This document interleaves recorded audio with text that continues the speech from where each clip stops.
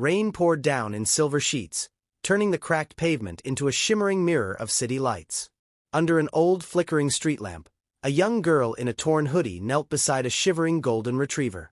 She had nothing, no roof, no family, no food. But still, she took off her only dry blanket and wrapped it around the soaked dog. She whispered softly, "Don't worry, buddy. I've got you tonight." What she didn't know was that this small act of kindness would change her life forever. Because the next morning, a black car stopped right in front of her cardboard shelter. And when the window rolled down, a man in a suit stepped out, eyes wide in disbelief. "Is this where you found my dog?" he asked. The city was heartless when it rained. Cars splashed by without slowing down, umbrellas passed like ghosts, and no one noticed the thin, fragile girl curled beneath an abandoned awning. Her name was Lila. 17, maybe 18.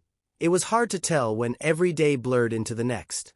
She'd been homeless for nearly a year, ever since her mother's illness drained their savings and left her alone in the world.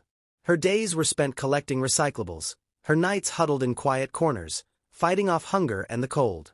That night, the storm came suddenly, angry thunder rolling through the streets like a warning. Lila pulled her blanket tighter around her shoulders when she heard it, a faint whimper, barely audible over the rain. She turned and saw him, a golden retriever, trembling, soaked to the bone, his fur matted with mud. He looked lost, terrified, and utterly alone. Her heart clenched. "Hey, boy," she murmured, crawling closer.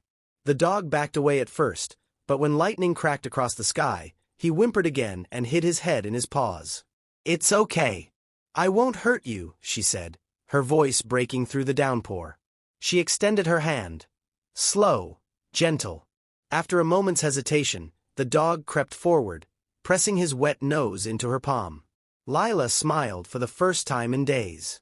She wrapped her thin blanket around him, ignoring the cold water soaking through her sleeves. "You're safe now," she whispered. "We'll get through this together." That night, she shared her stale bread with him.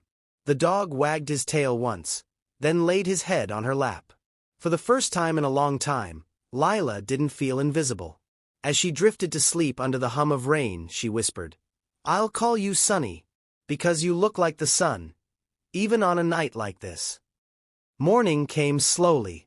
The storm had passed, leaving behind puddles that reflected the golden sunrise. Lila woke to Sunny licking her cheek, tail wagging softly. She laughed, a sound she hadn't made in months. "Good morning, buddy," she said. "You hungry?" She tore apart the last of her bread and shared it with him. But as she did, she noticed something.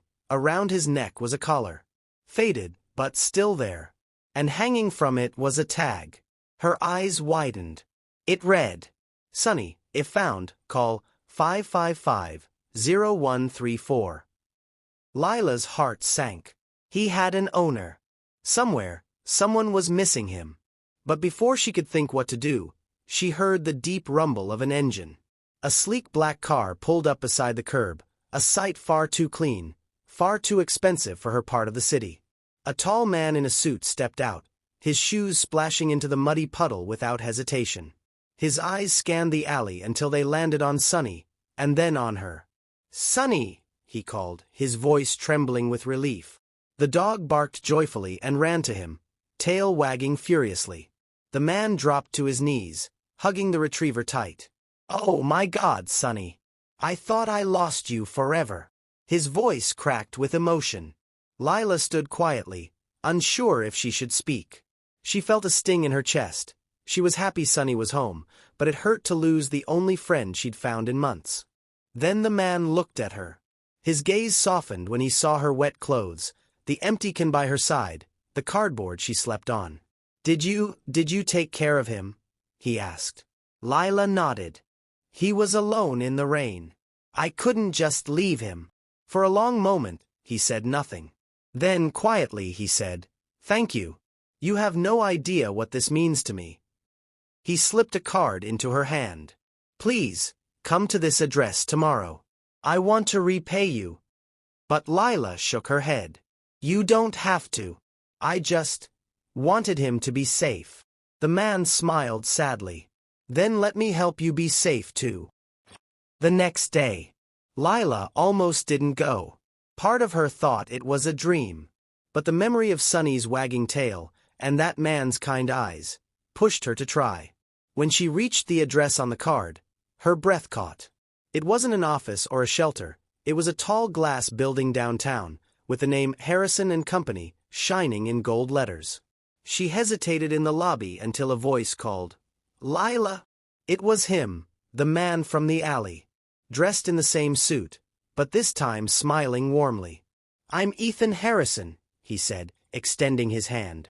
"CEO of Harrison and Company, and Sunny's very grateful owner." Lila's jaw dropped. He gestured for her to sit. "When I lost Sunny, I searched for days. I didn't sleep. But you gave him warmth when you had none. That kind of kindness is something money can't buy." Then he said words she'd never forget. "I can't change your past, but I can change your tomorrow. If you're willing, I'd like to offer you a home, and a job. You deserve a chance." Lila couldn't hold back her tears. She nodded, unable to speak. A year later, the rain fell again. But this time, it tapped gently on the windows of a small apartment where Lila sat beside Sunny, typing on a laptop. She was no longer homeless. She was studying business. Ethan's company had sponsored her education. Every night, she still looked out at the rain and whispered, "Thank you." Not just to Ethan. Not even to fate. But to the small, shivering dog who'd taught her that sometimes, saving someone else is how we end up saving ourselves. Kindness doesn't need wealth, it just needs a heart. Because one small act of compassion can open doors we never imagined existed.